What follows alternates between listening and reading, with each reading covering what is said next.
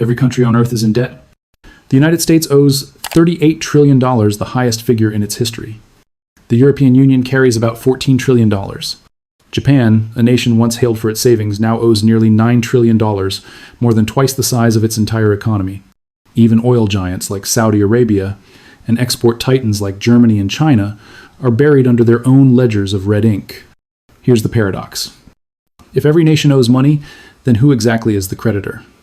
Who holds the other side of the world's most powerful IOU?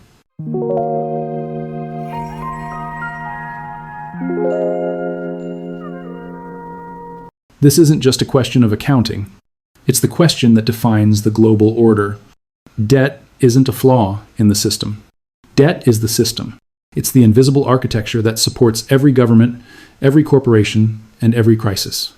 Behind every skyscraper, every aircraft carrier, every social program lies the same foundation, borrowed money, and the promise to repay. That promise binds nations together more tightly than treaties or armies. It's why wars can be fought without gold, why economies rise and fall on whispers of interest rates, and why confidence has become more valuable than cash. The total global debt now exceeds $315 trillion, almost 3 times the size of the world's economy. Every dollar, euro, and yen is linked in a chain of obligations stretching from central banks to citizens. But this system wasn't born in spreadsheets or modern markets. It began with kings, merchants, and a desperate need for survival. To understand why the world owes itself, we need to go back in time. To a war, a crown, and the birth of an idea that would change everything. The year was 1694. England was at war with France, its treasury nearly empty, its gold reserves drained. King William III faced a simple problem that would define the next 3 centuries. He needed money, and he needed it fast. So he turned not to nobles, but to merchants. In exchange for a guaranteed stream of interest payments, backed by future taxes, they agreed to finance the war. It was a dangerous bargain. The king got gold. The merchants got something far more valuable, a government's promise. That promise became the first government bond, and to manage this new web of credit, a new institution was born, the Bank of England. It wasn't created to store wealth. It was created to manufacture it. For the first time, a nation could spend money it didn't yet have. The idea spread like wildfire. France adopted it. The Dutch Republic refined it. And when the newly independent United States needed funds to fight its revolution, it followed the same playbook. Borrow first, grow later, pay someday. National debt stopped being a mark of failure.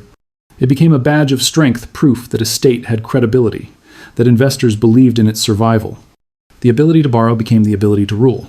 Empires once conquered land to seize gold. Now they conquered trust. Armies were replaced by balance sheets. Power was measured not by what a nation owned, but by what it could promise. By the dawn of the 19th century, this new order had quietly rewritten the laws of global power. The battlefield moved from muddy fields to the pages of financial ledgers. The gunpowder of empires had become debt. And yet, the true transformation hadn't happened yet. Because soon, nations would learn to weaponize borrowing itself.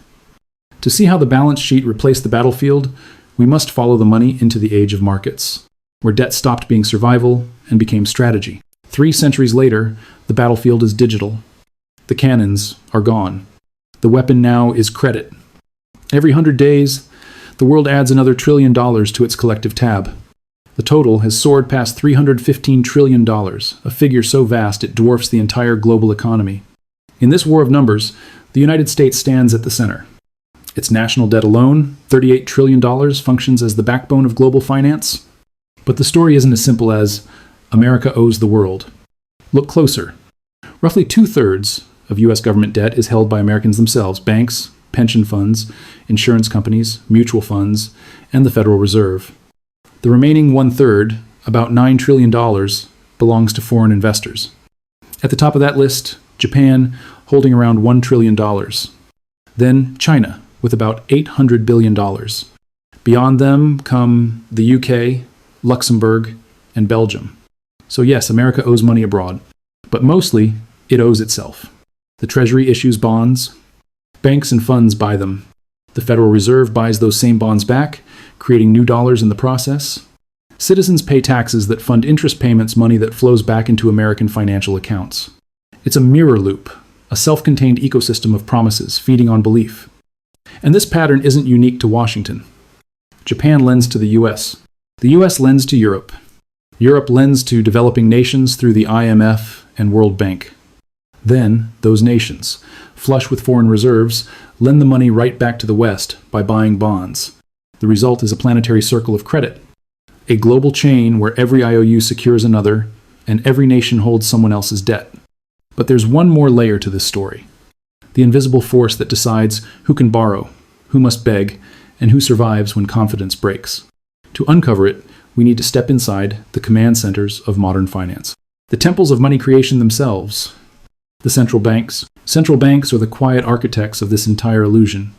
They don't just manage debt, they manufacture it. When the Federal Reserve buys a government bond, it doesn't spend existing money. It creates new dollars to do so, money born not from gold, but from obligation. The liability of one balance sheet becomes the asset of another. That's how every modern currency works. Every dollar in circulation represents a debt somewhere else. Every euro, every yen, every pound is a promise written against another promise. There is no such thing as debt-free money. This fragile circle keeps spinning only because people believe it will.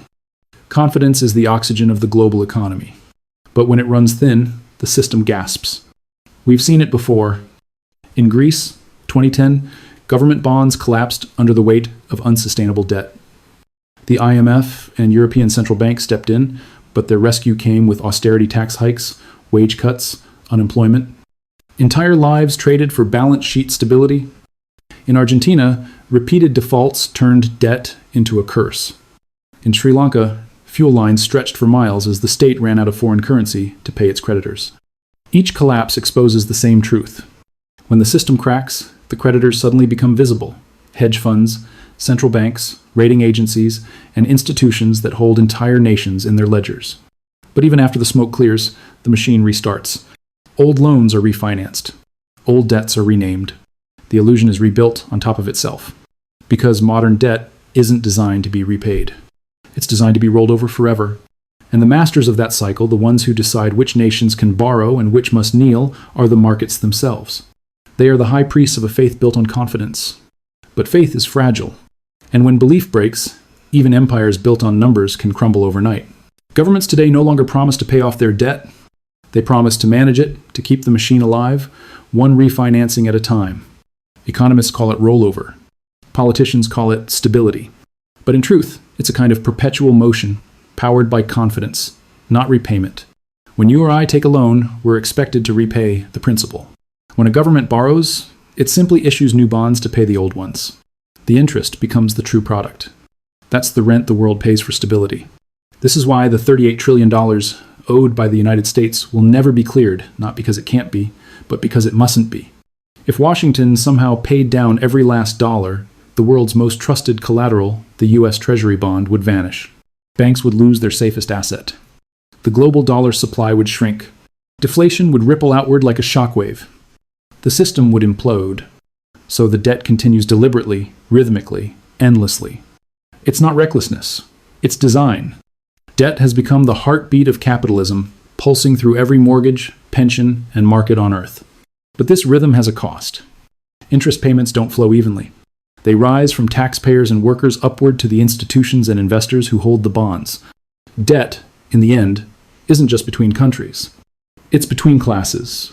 That's why global inequality and global indebtedness rise together. They are mirror images of the same system. For centuries, debt meant bondage. Today, it means balance.